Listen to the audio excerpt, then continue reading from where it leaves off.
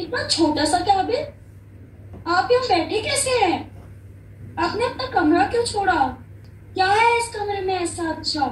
मुझे एक बात तो बताइए जरा, यहाँ पे कैसे अकोमोडेट होगा? सोफा कैसे आएगा? टीवी कैसे आएगा? मेरे इतने सारे पेड़ पौधे कैसे रखे जाएंगे? आपके बिना अपने ही पता नहीं क्या क्या अलग पैर चलते रहते हैं। मेरे तो बिल्कुल कुछ समझ में नहीं आ रहा। मैं 2 दिन की छुट्टी पर क्या गई, आपने तो यहाँ सारा रायता फैला दिया। My God! और एक बात तो बताइए जरा, यहाँ तो सेक्रेटेरिएट के लिए भी अलग स्पेस नहीं है। हम यहाँ कैसे बैठेंगे? मुझे तो समझ नहीं आ रहा हम यहाँ आए ही क्यों हैं। मुझे सच्ची में कुछ पल्ले नहीं पड़ रहा, कसम से। यही है राइट आइस बेबी, आहा। टेक इट चिल पिल।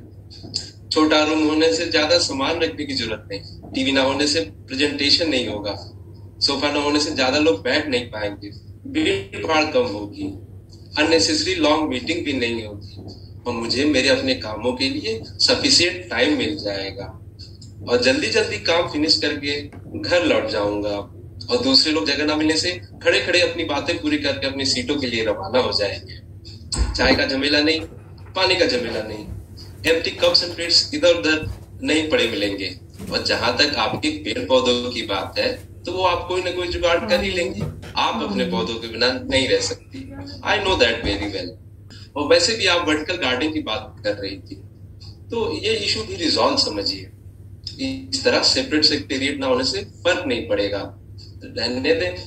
इस तरह ये अरेंजमेंट बहुत बढ़िया है, कुछ दिनों में आप यूज्ड टू हो जाएंगी। थोड़ा इंतजार कीजिए, फिर मौका देखिए इस जगह का। और वैसे भी हम तीनों लोग यहाँ बड़े मजे से बैठने वाले हैं। 3 लोग? अब ये महाशय कौन है? आप इन्हें नहीं पहचानती, ये तो आपको बहुत अच्छे से जानते हैं। खुद को पहचानने वाले और ऐरे गहरे नथु गहरे को जानना पहचानना जरूरी है क्या? ये क्या प्राइम मिनिस्टर ऑफ इंडिया है जिन्हें जानना जरूरी है? इन्होंने हमारे ग्रुप के साथ कई साल पहले कुछ समय के लिए काम किया था, बहुत अच्छा काम करते हैं, तो आपका वर्कलोड कम करने के लिए ही इन्हें लाया गया है। He will help you। मैं क्या यहाँ पत्थर तोड़ रही हूँ जो मेरी हेल्प के लिए किसी को लाया गया है? और हाँ, क्या इन्हें हिंदी आती है? शक्ल सूरत से तो नहीं लगता। हाँ है थोड़े चिट्टे, लेकिन अभी तक तो कोई रिएक्शन तक दिया नहीं बातों का। Will you please take the round of the department and meet with the people? I will call you after some time on your book. Sure, sir.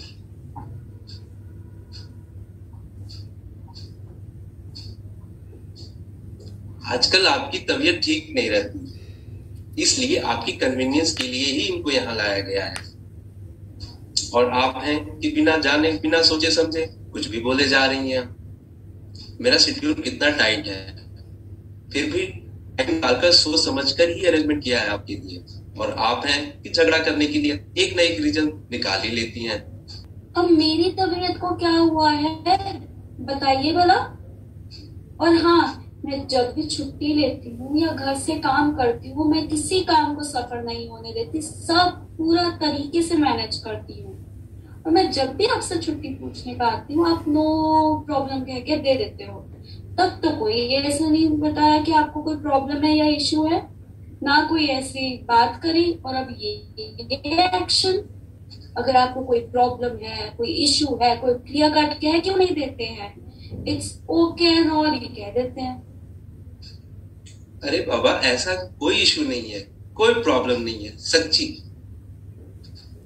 Problem भी है, इशू भी है, लेकिन आप कहते नहीं है।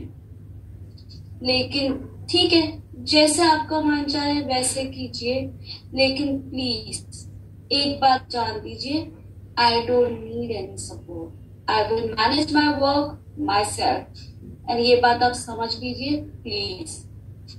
उसे हिंदी नहीं आती, उसे हिंदी बोलते हुए सुना भी नहीं है। मुझे उसके हिंदी भाषी होने में कोई दिलचस्पी नहीं है। शांत रहिए, अपना बीपी हाई लो मत कीजिए, चिल रहिए। उसका डिपार्टमेंट में एकोमोडेट कर दिया जाएगा। It's okay, no problem. Highly obliged sir, सीधे साधे तरीके से आपसे कुछ काम होता ही नहीं है। कॉम्प्लिकेशंस गायब में सर। अब बस इसी रिजॉल्ट, और मैडम डिपार्टमेंट में थोड़ा राउंड लगा के तो आइए। लेकिन वेकिन कुछ नहीं, चैप्टर क्लोज्ड, अब और चर्चा नहीं। मेरा बीपी हाई लो करके अब और चर्चा नहीं। May I come in, sir? Yes, do.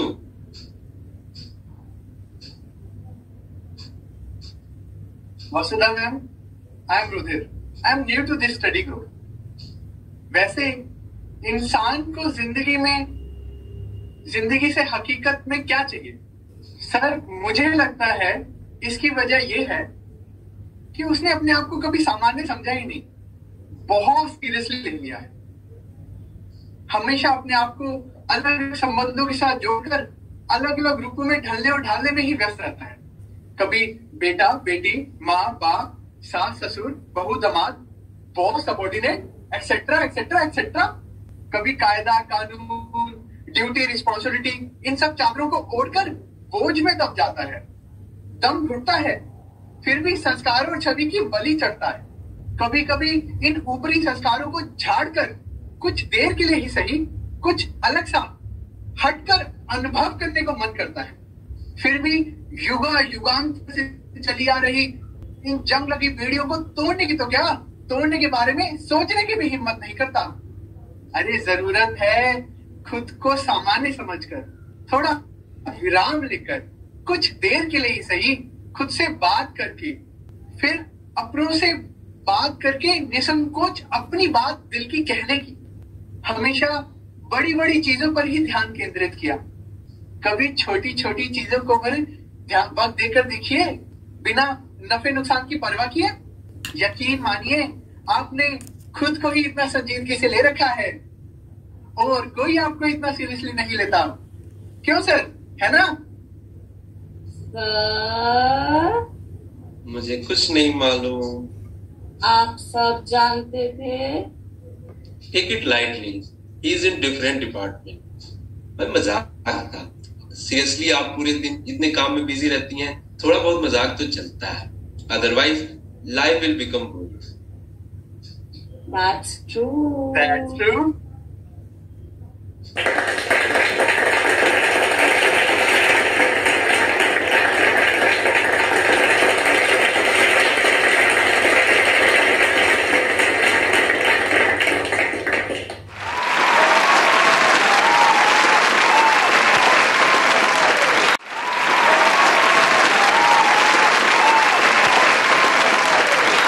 अब आपका नेक्स्ट सेशन शुरू हो जाता है and that is felicitation ceremony.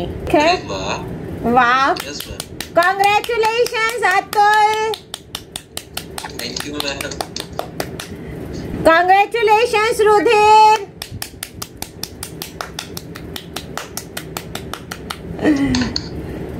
यही है right choice. Congratulations Vasudha.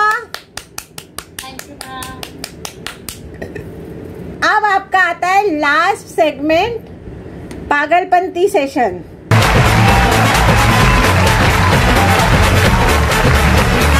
Sing like nobody is listening you and dance like nobody is watching you.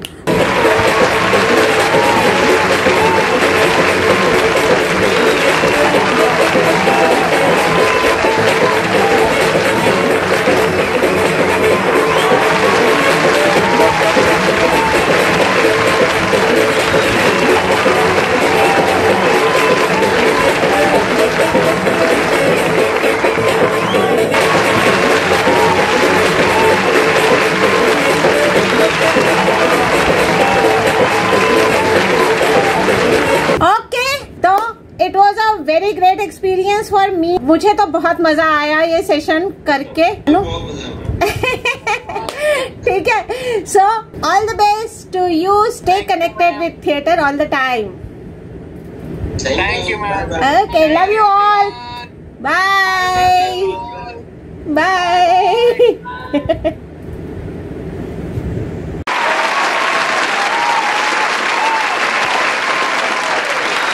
आज theatre workshop का फाइनल डे था जिसमें हमने लाइव परफॉर्मेंस दिया। अगर मैं पिछले 15 दिनों की बात करूं तो मेरी लर्निंग कई गुना बढ़ गई है। सबसे पहले हमें इम्पोर्टेंस ऑफ एक्सरसाइज कराना बताया गया, जिसमें फ्लेक्सिबिलिटी और बॉडी का इम्पोर्टेंस थिएटर में क्या है। फिर वॉइस पे फोकस किया गया। वॉइस को क्लियर करने के लिए भी एक्सरसाइज बताया गया, जिसमें हमने 9 रसों के बारे में जाना और इसका इम्पोर्टेंस लाइव परफॉर्मेंस में क्या होता है। इम्पोर्टेंस ऑफ म्यूज़िक, लाइट्स और बैक स्टेज प्रिपरेशन के बारे में भी बताया गया। अगर मैं अपने लर्निंग की बात करूं तो मेरे लिए यह एक नई जर्नी है। मैं कैसे किसी और की बातें पता चल जाएगा कि वह खुश है, दुखी है या परेशान है। और थिएटर का एक्सपीरियंस मुझे और एम्पैथेटिक बनाएगा, जो आने वाले प्रोफेशनल लाइफ में बहुत हेल्प करेगा। इसमें एक टीम बिल्डिंग का भी महत्व बताया गया, वो भी सीखने को मिला। So thank you so much to ma'am for giving me a new learning, और thank you to Rudeep ji and Vasta ji for being a good team. So, coming off the 15 days workshop about all aspects of theatre with Avigna Theatre Group, brought me introduction of every aspect of a theatre, what you need, the basic essential information, starting from your mind balancing, your soul balancing, your breathing balancing, your body balancing.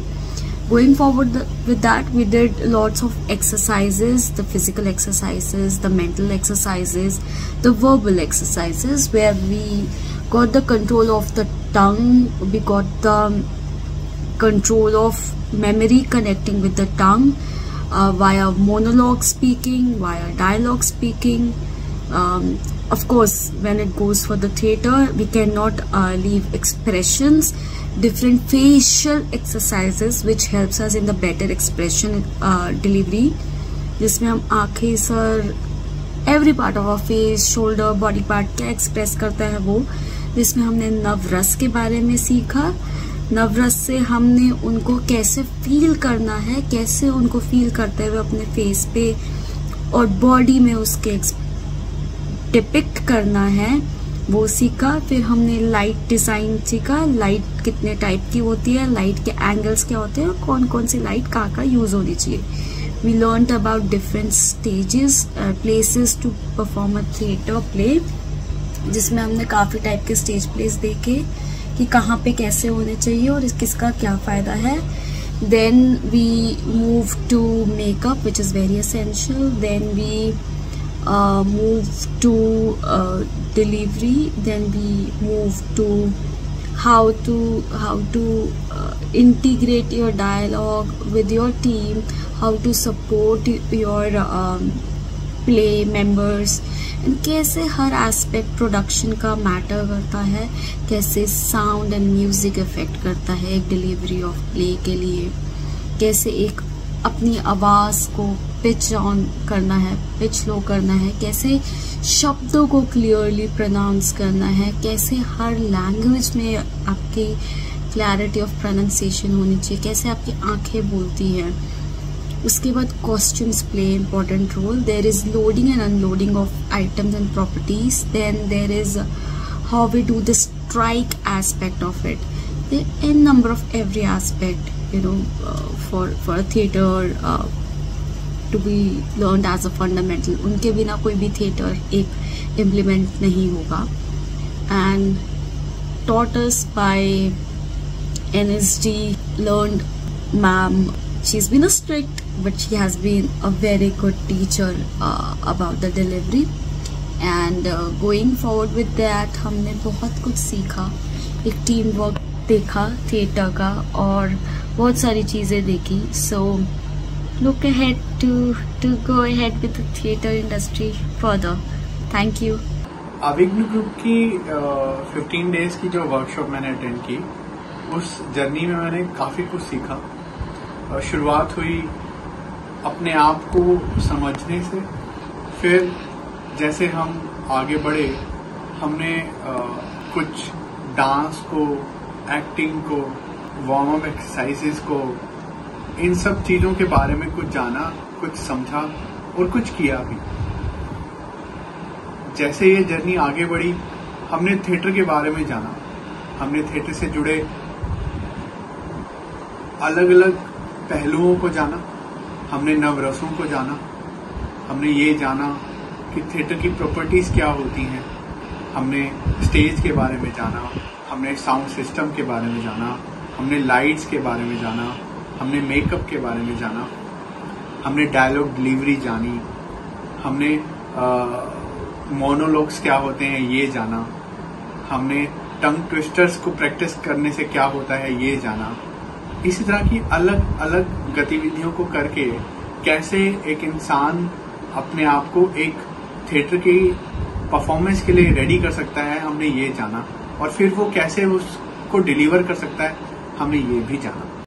आज last day जब हमने stage पे और जो हमने अपनी performance दी, उसके बाद हमने ये जाना कि कैसे उस दौरान हमने ये जाना कि कैसे हम 3 लोग अलग अलग होते हुए भी, अलग अलग जगह पर होते हुए भी कैसे एक साथ एक समन्वय में बनाकर कैसे एक शो प्रस्तुत कर सकते हैं, हमने ये जाना।